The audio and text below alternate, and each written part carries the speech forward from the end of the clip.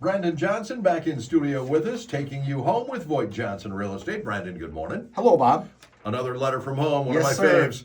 We will be listing our home this summer. The best way to describe it is unique. Sure. Oh, that's fun. There are not any similar homes that help us establish a price. We have received a few agents' opinions, and those prices vary by a wide range. Should we pay for an appraisal to help establish the listing price? Oh my. Yeah, so that sounds, it's a pretty transparent assessment, but something that happens from time to time where there just aren't apples to apples comparables. Sure. And so what you're really relying on is the expertise of the particular agent you decide to go with. So their question about hiring an appraisal, absolutely that is an option. Right. What I would caution and say, if you're getting 3 or 4 wide range values from realtors, the same dynamic is probably going to happen with appraisers too. They have access to the same data that realtors do. So you hire 3 different appraisers, you're probably going to get a similar wide range. Sure. On doing that. The conversation of the questions I would ask is, what is your timeline for selling? What is kind of your feeling on price?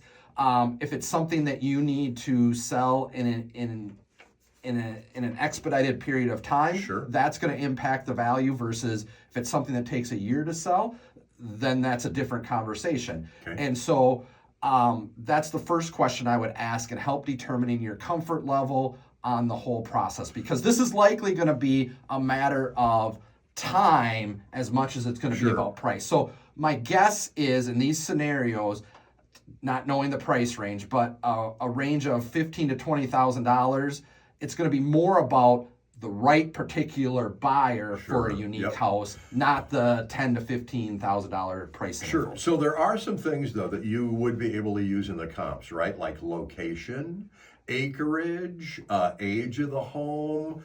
What's on the inside? Why is it so unique? Absolutely. And so I always say every house has what I call the hooks, and and then every home has their objections. And so our job as a realtor is to magnify or bring attention to the hooks, the selling points, and help minimize or deal with any objections.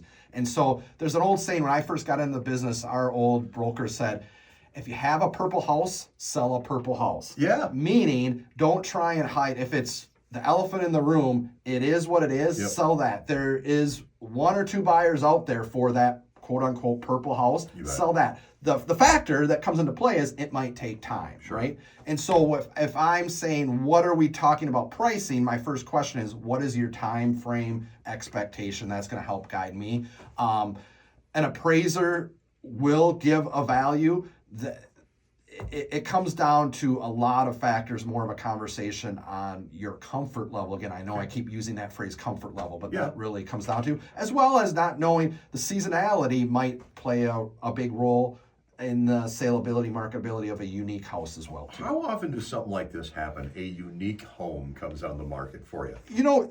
We get a handful, 3 or 4 homes a year as an office that are just, I would call unique homes, and whether they're acreage, just architectural style, decor, as simple as color. What's fairly common is blue seems to be a popular color. If people like blue, everything in their house is blue, right? So you see those once in a while. But yeah, we run into that a fair amount, and price is a factor, but there's a lot of other things.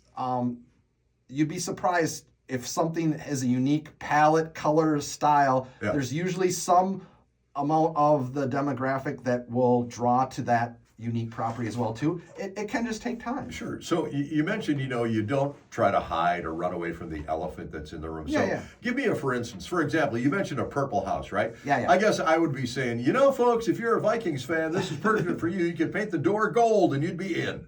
Yeah, I guess the point of that is not trying to hide the obvious, right? So if you're on a high traffic road, a highway, or there's homes that back. Sure. I had a listing that backed up to I-94. You're not going to escape that, right? And so you just got to find the buyers that some buyers, it's not a big deal to them. Okay. They may have grown up. Got a big backyard. Right. They may Whatever. have grown up in that situation. So the point that story kind of always reinforces to me is, you don't try and, we talk about objection handling, and don't try and talk it away because it's not going away. Sure. It is what it is. And there is a segment of the buyer pool where it's not going to be a detrimental factor. Absolutely. That home is going to be perfect for somebody. Absolutely. Everyone is. Absolutely. That's what I'm thinking. Okay. Do situations like this, unique homes, again, I asked this question last week, do situations like this tend to happen in starter homes or the medium price or the upper end? They can happen in all price ranges, but I would say generally they're not starter level. They're more unique architecture, unique locations. They're generally higher end. Homes in the entry level price range are going to be less susceptible to longer market times because of unique factors. Would there be some things like architecturally, like I think of a Spanish style, with the arches and all that kind of stuff? Yeah, I would love that personally. Yeah, I mean, there's like a Franklin Lloyd Wright designed home had out there. I mean, that's a particular style, right? Yep. So not everyone. You get homes with flat roofs, that things like that. I see. And so there's homes in St. Cloud with clay roofs, right? Yeah. That are beautiful homes, but just because they're different to what we're accustomed to. The other factor that's becoming more prevalent is solar panels on a home, and so I'm indifferent about them, but they are not what we're accustomed to here in Minnesota. So just that nature can have a factor in people's decision. Yes, absolutely. There we go. All right, Brendan, the most important question of the day. How do we work with you guys at VoigtJohnson Real Estate? You can give us a call at 320-774-2400 or online at VoigtJohnson.com. Brendan, always a pleasure. Thank you. Thanks, Bob.